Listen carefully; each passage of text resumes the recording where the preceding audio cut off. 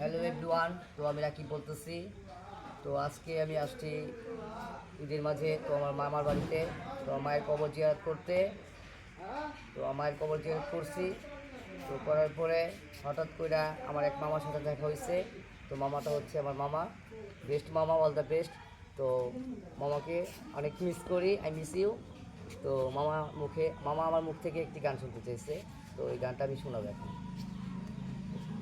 এই বুকের ভেতরে যে মন, সেই মনে যে আমি কখন। এই বুকের ভেতরে যে মন, সেই মনে আমি যে কখন শুধু তোমার ছবি এঁকেছি, শুধু তোমার ছবি এঁকেছি। সেই প্রথম দেখারই ক্ষণে আমার ছোট এই পাগল মনে শুধু তোমারই নাম লিখেছি, শুধু তোমারই নাম লিখেছি। এই বুকের ভেতরে যে মন, সেই মনে আমি যে কখন